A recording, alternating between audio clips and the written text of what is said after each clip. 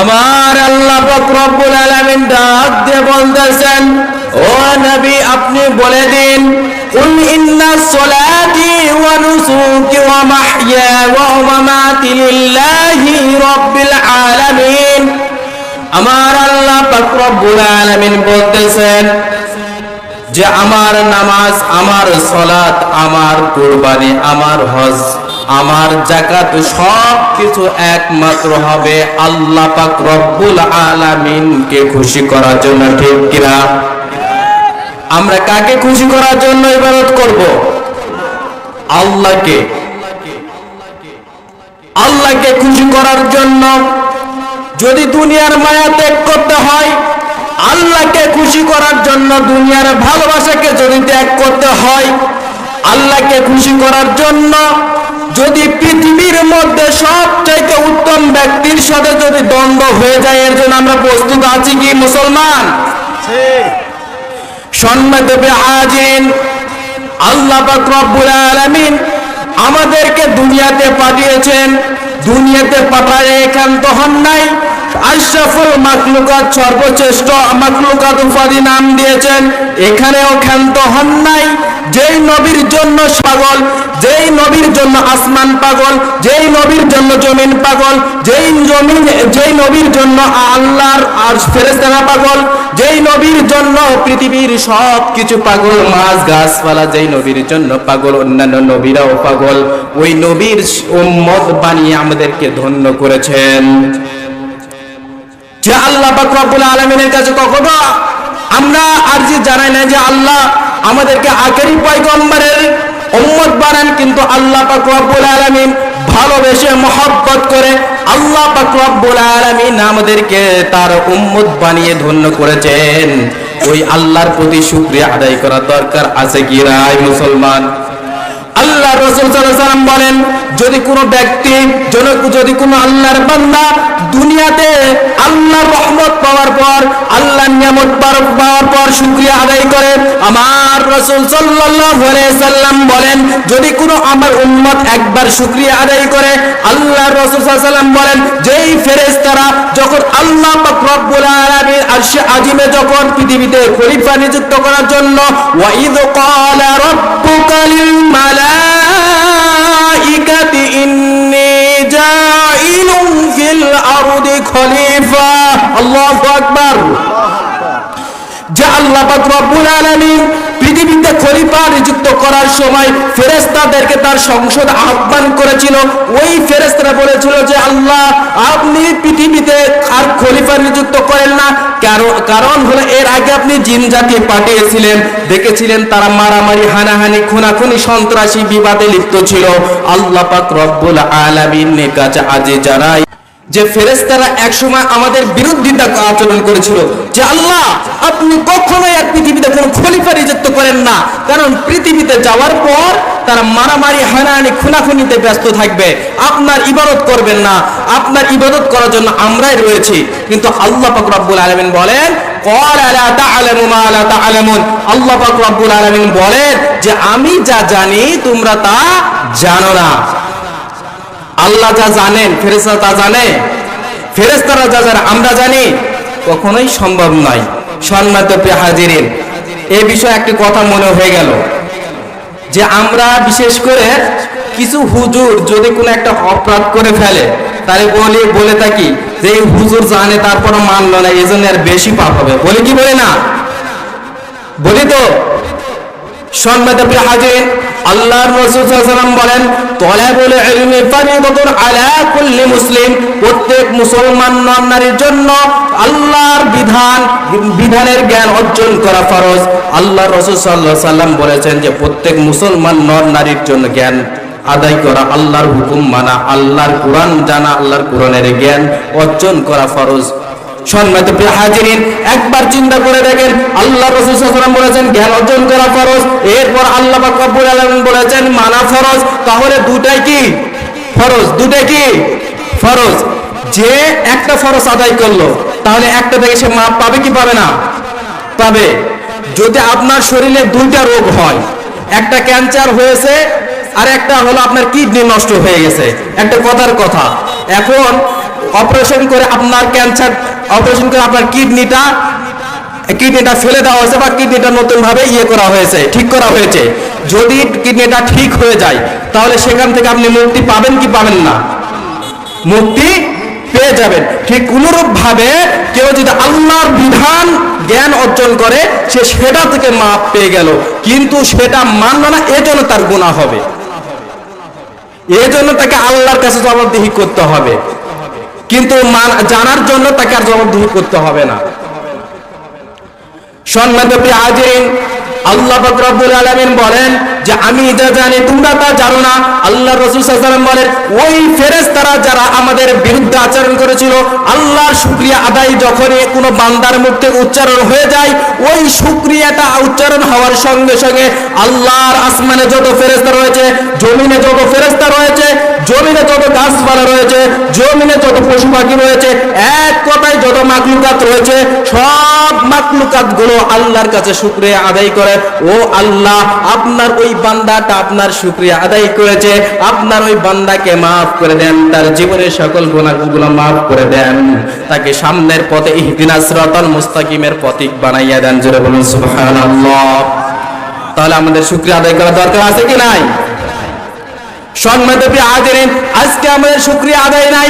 আমরা কাজ কর্মের আগে বিসমিল্লাহ বলতে জানি না, আমরা খাওয়ার আগে বিসমিল্লাহ বলতে জানি না, আমরা দুনিয়াতে চলতে ফিরতে টয়লেটে ঢোকার দোয়া জানি না, আমরা দুনিয়ায় চলতে ফিরতে এমনকি আমরা যারা বিবাহিত রয়েছে স্ত্রীর কাছে যাবো সেই দোয়াও জানি না, ঠিক কিনা? এই জন্য আমাদের সমাজের অসংখ্য অসংখ্য ছেলে পেলেগুলো আজকে বিকলাঙ্গ হচ্ছে, বাবা মার কথা শুনে না। কারণ আল্লাহর রাসূল সাল্লাল্লাহু আলাইহি ওয়াসাল্লাম যেখানে বলেছেন, আল্লাহর রাসূল সাল্লাল্লাহু আলাইহি ওয়াসাল্লাম যেখানে বলেছেন, এক কথা ইসলামে যেটা প্লাস রয়েছে, যেটা মানতে বলেছে সেটা মানতে হবে, যেটা মাইনাস করতে বলেছেন সেটা মাইনাস করতে হবে। সম্মানিত প্রিয় হাজিরিন, আল্লাহর রাসূল সাল্লাল্লাহু আলাইহি ওয়াসাল্লাম বলেন যখনই শুকরিয়া আদায় করে তখনই আল্লাহ পাক রব্বুল আলামিনের ফেরেশতা সবকিছু মাখলুকাতগুলো ওই বান্দার জন্য দোয়া করে, ও আল্লাহ আপনার ওই বান্দাদেরকে মাফ করে দেন, আপনার ওই বান্দাগুলো আপনার পথ অন্বেষণ করতে চায়, আপনাকে বড্ড ভালোবাসে, আপনার ওই বান্দার যত গুনাহ রয়েছে সব গুনাহগুলো মাফ করে দেন। সম্মানিত প্রিয় হাজিরিন, এই সবগুলো যখন মাখলুকাত আল্লাহর ফেরেশতারা যখন একসঙ্গে যখন আল্লাহর কাছে আল্লাহর কাছে আরজি জানায়, হাদিসে পাওয়া যায় আল্লাহর রাসূল সাল্লাল্লাহু আলাইহি ওয়াসাল্লাম বলেন ওই মুহূর্তে আল্লাহর যে আরশে আজিম রয়েছে ওই আরশে আজিমটা কম্পন তৈরি হয়ে যায়, থরথর করে কম্পন তৈরি হয়ে যায়, আর আল্লাহ পাক রব্বুল আলামিন সবাইকে ডাক দেন, এ দুনিয়ার মাখলুকাত, এ আসমানের ফেরেশতা, জমিনের ফেরেশতা, তোমরা সাক্ষী থাকো যে তোমাদের কারণে আজকে আমি ওই বান্দার জীবনের সব গুনাহগুলো মাফ করে দিলাম। সুবহানাল্লাহ। সম্মানিত প্রিয় হাজিরিন, যদি যে আল্লাহ পাক রব্বুল আলামিনের শুকরিয়া আদায় করি আর ওই আল্লাহ পাক রব্বুল আলামিন যদি আমাদেরকে মাফ করে দেন, তাহলে এর চাইতে বড় নিয়ামত আর কি হতে পারে? আপনি দুনিয়াতে যত কাজ করেন না কেন, দুনিয়াতে যত কিছু করেন না কেন, চলতে ফিরতে অনেক সময় নিজের অজান্তে অনেক গুনাহ হয়ে যায়, কিন্তু আল্লাহ রাসূল সাল্লাল্লাহু আলাইহি ওয়াসাল্লাম বলেন সব গুনাহ মাফ করে দেন, কিন্তু সত্য হলো শিরকের গুনাহ মাফ হবে না। সম্মানিত প্রিয় হাজিরিন, যেই কথাটি বলতেছিলাম, আজকে আমরা কাজের শুরুতে বিসমিল্লাহ বলতে জানি না, আজকে আমরা টয়লেটে ঢোকার দোয়া জানি না, আজকে আমরা মসজিদে কোন পা দিয়ে ঢুকতে হয় জানি না, মসজিদে ঢুকতে কি দোয়া বলতে হয়, মসজিদ থেকে বের হতে কি দোয়া বলতে হয় আমরা জানি না। সম্মানিত প্রিয় হাজিরিন, আজকে আমাদের সমাজের দিকে লক্ষ্য করলে দেখা যায় যে আজকে আমরা যখন কাজ শুরু করি ওই সময় যেন মনে হয় প্রত্যেকটা ছেলে মনে হয় আল্লাহর হুকুম বাদ দিয়ে বিসমিল্লাহ বলা বাদ দিয়ে, ও বন্ধু তুই কই গেলি। এটা আছে কি নাই আমাদের সমাজে? অথচ আল্লাহর রাসূল সাল্লাল্লাহু আলাইহি ওয়াসাল্লাম বলেন যেই উম্মতগুলো, যেই বান্দাগুলো আল্লাহকে স্মরণ করে, রাসূলের হাদিসকে স্মরণ করে, রাসূলকে ভালোবাসে, যেই বান্দাগুলো, যেই উম্মতগুলো আল্লাহর হুকুম মানার লক্ষ্যে, যেই উম্মতগুলো কাজের শুরুতে বিসমিল্লাহির রহমানির রহিম বলেন, আল্লাহ পাক রব্বুল আলামিন বলেন, আল্লাহ পাক রব্বুল আলামিন, আল্লাহর রাসূল সাল্লাল্লাহু আলাইহি ওয়াসাল্লাম বলেন যে আল্লাহ তাআলা তার শরীরের ভিতর বরকত দিয়ে তার কাজটাকে আরো সহজ করে দেয়। সুবহানাল্লাহ। সম্মানিত প্রিয় হাজিরিন, এই জন্য আজকে আমাদের শরীর দুর্বল, আজকে আমরা সব জায়গায় দুর্বল, 20 বছর 30 বছর যেতে না যেতে শরীর দুর্বল হয়ে পড়ে, ঠিক কিনা? কারণ কি হলো, ওই যে বিসমিল্লাহ বলে খাওয়ার আগে খাইতে হবে, এটা আমরা বলি না। ডান হাতে খাইতেছি না বাম হাতে খাইতেছি, তার কোনো সময় সেটা আমরা দেখি না। আজকে চা স্টলের দিকে লক্ষ্য করে দেখা যায় যে চা স্টলে এমন দুনিয়াবি যত কথা রয়েছে, একজন আরেকজনের গীবত নিয়ে ব্যস্ত, গীবত নিয়ে ব্যস্ত আছে তো আছে। তো দেখা যায় যে চা স্টলের দিকে লক্ষ্য করে দেখা যায় যে বাম হাতে বিড়ি টানতেছে, ডান হাতে বিড়ি টানতেছে, আর বাম হাতে চায়ের কাপ দিয়ে চা খাইতেছে একসঙ্গে। এক হাতে বিড়ি টানতেছে, আবার এক চুমুক চা নিচ্ছে। এটা মুনাফিকের আলামত না মুসলমানের আলামত? অথচ আল্লাহ পাক রব্বুল আলামিন বলেছেন যে ডান হাত হলো রহমতের হাত। কি হাত? রহমতের হাত, বরকতের হাত। অথচ ডান হাতে খাচ্ছি আমরা সেই নোংরা জাতীয় জিনিস, যেই নোংরাগুলো একটা ছাগল পর্যন্ত খায় না, যেই নোংরাগুলো কুকুরও পর্যন্ত খায় না, সেই জিনিসগুলো আজকে আমরা ভক্ষণ করতেছি। ও মুসলমান, তাহলে একবার চিন্তা করে দেখেন, একবার ভেবে দেখেন তো, ও মুসলমান একবার ভেবে দেখেন, তাহলে আমরা চতুষ্পদ জন্তুর চাইতে নিকৃষ্ট কিনা? সম্মানিত প্রিয় হাজিরিন,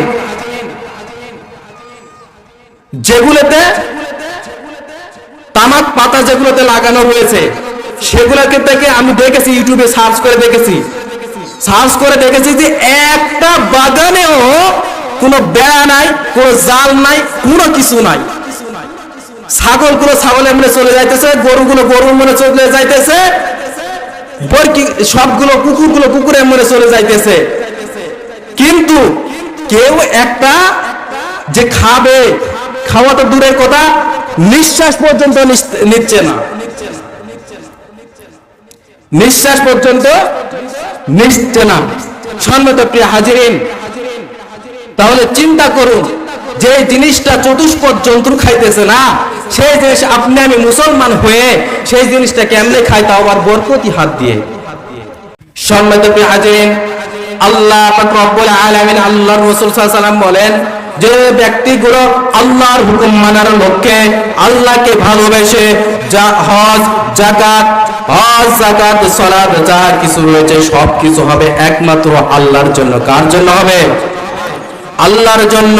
ওই আল্লাহকে খুশি করার জন্য আমরা যে কোনো কাজ করতে প্রস্তুত আছে কিনা? সব সময়ের জন্য প্রস্তুত থাকতে হবে। প্রয়োজনে জানের জন্য জান দিতে হবে, প্রয়োজনে ভালোবাসা ত্যাগ করতে হবে, প্রয়োজনে স্ত্রীকে ত্যাগ করতে হবে। কেউ যদি ইসলামের বিরুদ্ধে যায় তাকে ত্যাগ করতে এক মুহূর্ত দেরি করা যাবে না। যদি যে বাবা মা দুনিয়াতে এনেছে, যে বাবা মার কষ্টের ফসল আমরা তৈরি হয়েছি, ওই বাবা মাও যদি ইসলামের বিরুদ্ধে যায়, আমি শরীফুল সহ আপনারা যারা রয়েছেন, আপনারা বলেন তো আমরা এক বাক্যে তাদেরকে ত্যাগ করতে প্রস্তুত আছে কিনা? যে বাবা মা গুলো কষ্ট করে আমাদেরকে পৃথিবীতে এনেছেন, আমরা ত্যাগ করতে রাজি আছি তো মুসলমান? আল্লাহ পাক রব্বুল আলামিন আমাদেরকে সঠিক জ্ঞান দান করুন। আজকে আমরা সমাজের মধ্যে বিভিন্নভাবে লজ্জিত, বিভিন্নভাবে আমরা সমাজের মধ্যে মুসলমান নিচে নেমে রয়েছি। বিশেষ করে সমাজের যুবকগুলো আজকে নষ্ট। এই সমাজকে পরিবর্তন করার জন্য একমাত্র প্রয়োজন কুরআনুল কারীমের রাসূল সাল্লাল্লাহু আলাইহি ওয়াসাল্লামের আদর্শ, ঠিক কিনা? কিছুদিন আগে এমন পরিস্থিতি দাঁড়িয়েছিল যে ধরা যাবে না, ছোঁয়া যাবে না, বলা যাবে না কথা, রক্ত দিয়ে কিনে নিয়েছে এমন স্বাধীনতা, এইরকম পরিস্থিতি দাঁড়িয়েছিল। সম্মানিত প্রিয় হাজিরিন, ওই ধরা যাবে না, ছোঁয়া যাবে না, তার আশপাশে আর যেতে চাই না। আমরা কুরআনুল কারীমকে সংসদ থেকে নিয়ে, রাষ্ট্র থেকে নিয়ে, রান্নাঘর পর্যন্ত কুরআনুল কারীমের রাজ কায়েম করতে চাই। আমরা রাজি আছি তো মুসলমান? আল্লাহ পাক রব্বুল আলামিন আমাদের সবাইকে তৌফিক দান করে দিক। আমরা সকলে পড়ে আমিন।